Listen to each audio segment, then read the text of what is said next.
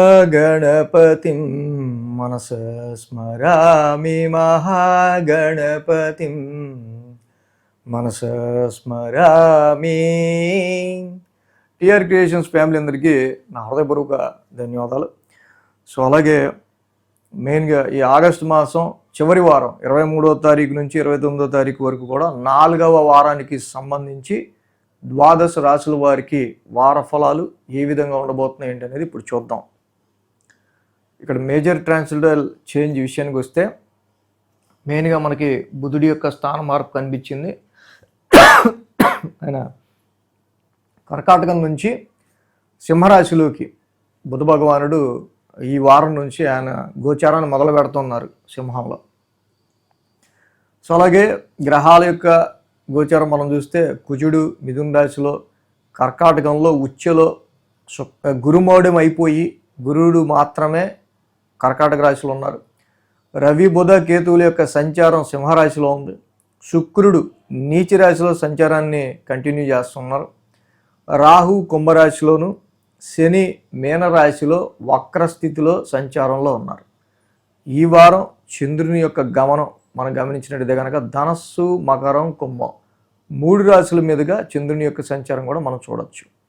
So ఈ విధమైన గ్రహగతుల ఆధారంగా మేజర్ ట్రాన్సిటల్ చేంజెస్ అండ్ చంద్రగమనం ఆధారంగా ద్వాదశ రాశుల వారికి సంబంధించి ఈ వారం ఏ విధంగా ఉండబోతుంది అనేది చూద్దాం. ధనురాశి వారికి చూద్దాం. ధనురాశి వారికి తృతీయంలో ఉన్న రాహు మాత్రమే అనుకూలంగా ఉన్నారు. యాక్చువల్గా 1, 2, 3 స్థానాల మీదుగా చంద్రుని యొక్క సంచారం కూడా ఉంది ఈ రాశి వాళ్ళకి. ఇక్కడ మెయిన్గా ఏంటంటే చంద్రుడు రాశిలో జనరల్గా యోగిస్తారు. అలాగే శుక్ర శనివారాలు కూడా తృతీయంలో కూడా యోగిస్తారు. వారం ప్రారంభం వారాంతం చంద్రబలం బాగుంది. ఈ రాశి వాళ్ళు గుర్తుంచుకోవాల్సిన విషయం, రాశిలో చంద్రుని యొక్క సంచారం నడుస్తూ ఉంది. ఆల్రెడీ అక్కడ 7వ స్థానంలో కుజుడి యొక్క సంచారం కూడా నడుస్తూ ఉంది. సో వీళ్ళు కొంచెం ఆర్గ్యూ చేసే వాళ్ళని, కొంచెం మొండిగట్టాలని ఈ టైంలో డీల్ చేయాల్సి వస్తూ ఉంటుంది. వ్యాపారం అనుకోండి, వ్యాపారం చేసే కస్టమర్లతో కావచ్చు. ఇంట్లో అనుకోండి, ఇంట్లో వాళ్ళే డిబేట్ చేస్తుంటారు, ఇంట్లో వాళ్ళతోనే డిస్కషన్లు అవుతూ ఉంటాయి. సో ఇలాగా ఒక రకమైన ఎన్విరాన్మెంట్ యాక్చువల్గా 7వ కుజుడి వల్ల మనకు కనిపిస్తూ ఉంది. సో ఎప్పుడు లేనిది ఒక రకమైన డామినేషన్ని మీ చాలా దగ్గర వాళ్ళతో, మీరు ఫ్రీక్వెంట్గా ఎవరైతే ఉంటుంటారో వాళ్ళతో కొంచెం డామినేటింగ్ ఇష్యూస్ని తీసుకొచ్చే ఆస్కారాలు ఉన్నాయి. అలాగే ఇక్కడ మంగళ బుధ గురువారాలు చూస్తే ద్వితీయ స్థానంలో చంద్రుని యొక్క సంచారం. ద్వితీయంలో చంద్రుడు జనరల్గా యోగించడు. ఆల్రెడీ 8వ స్థానంలో గురువు గారి యొక్క సంచారం నడుస్తూ ఉంది ఇక్కడ. సో 8th గురువు గారు ఒక పక్కన యాక్చువల్గా అది ఉచ్చక్షేత్రం కాకపోయి ఉంటే వేరే రకంగా ఉండేది. బట్ ఎంతైనా సరే యువర్ రాశ్యాధిపతి is in your 8th house. 8th house is the house of uncertainty, some sudden transformation, some anxieties and tense. So ఆ మోడ్తో ఇక్కడ ముందుకెళ్ళే ఆస్కారాలు ఈ వారం ఎక్కువ కనిపిస్తూ ఉన్నాయి. హెల్త్ పరంగా కావచ్చు, హెల్త్ పరమైన విషయాలు రీత్యా కావచ్చు సమ్టైమ్స్. అలాగే కొంత పాజిటివ్ వేలో చూస్తే శుక్రమౌఢం కంప్లీట్ అయిపోయింది. సో రవి గురుల యొక్క యుతి కంప్లీట్ అయిపోయింది. సో దీనివల్ల ఏంటంటే కొంచెం గురుడు ఒక్కళ్ళే ఉండటం వల్ల little bit relaxation, other sources of ఇన్కమ్కి సంబంధించి కావచ్చు. అలాగే ఇక్కడ 8వ స్థానంలో గురువు గారి యొక్క సంచారం చాలా వరకు ఇన్హెరిటెన్స్, వారసత్వ ఆస్తులకి సంబంధించిన విషయాలు కావచ్చు, వీటిలో కొంత పాజిటివ్ రిజల్ట్స్ని తీసుకొస్తాయి. But definitely some tense anxietical mind అనేది మాత్రం కంపల్సరీ ఉంటుంది. శుక్ర శనివారాలు చూస్తే తృతీయ స్థానంలో చంద్రుని యొక్క సంచారం. ఆల్రెడీ అక్కడ రాహు కూడా ఉన్నారు. అపోజిషన్లో రవి బుధ కేతువులు ఉన్నారు.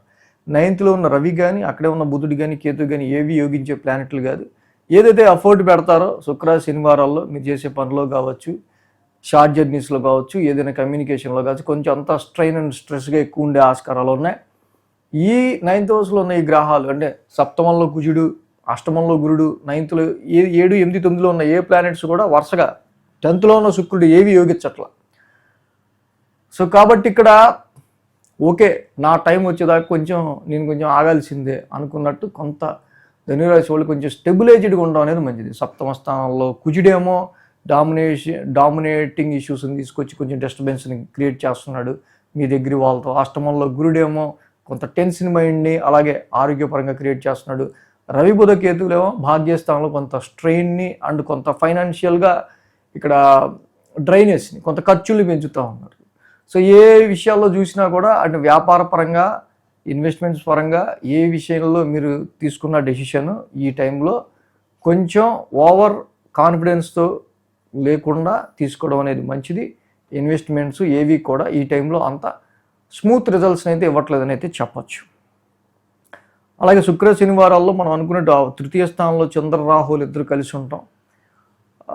ఇది కొంతవరకు ఏంటంటే డొమెస్టికల్గా మానసిక ప్రశాంతతకు సంబంధించి ఒక ఎమోషనల్ స్ట్రెస్ని కుటుంబపరమైన విషయాల్లో, అలాగే వాహనాలకి సంబంధించి కావచ్చు, ప్రాపర్టీస్కి సంబంధించి కావచ్చు, చేసే ప్రయత్నాల్లో ఎంత తక్కువగా అడుగుతున్నారు, ఎంత తక్కువకి చేస్తున్నారు అనే రకమైన డిసప్పాయింట్మెంట్ ఉంటుంది. సేల్స్ అండ్ పర్చేసెస్కి కూడా ఏవి అనుకూలంగా లేదు present, lands, properties, vehicles, fixed assets రీత్యా. సో కాబట్టి ధనురాశి వాళ్ళు కంపల్సరీగా కాలభైరవ అష్టకం చదువుకోవడం చాలా మంచిది ఇప్పుడున్న పరిస్థితుల్లో. అలాగే చక్కగా డైలీ శివాలయానికి వెళ్ళడం, చక్కగా శివాలయాన్ని దర్శనం చేసుకోవడం డైలీ కూడా చాలా మంచిది. సో మెయిన్ రాశ్యాధిపతి గురుడే కొంచెం అష్టమ స్థానంలో ఉన్నాడు కాబట్టి కేజింపావు శనగలో ఒక ఎల్లో క్లాత్ గురువారం పూట దత్తాత్రేయుని దర్శనం చేసుకుని అక్కడ దానం ఇస్తే చాలా మంచిది. అర్ధాష్టమ శని నడుస్తుంది కాబట్టి కంపల్సరీగా శనికి కూడా తైలాభిషేకం చేసుకుంటూ ముందుకెళ్ళడం ఇంకా మంచిది. ఈ వీడియో కనుక మీకు నచ్చినట్లయితే లైక్ చేయండి, షేర్ చేయండి. మరిన్ని అప్డేట్స్ కోసం సబ్స్క్రైబ్ చేయడం మాత్రం మర్చిపోకండి.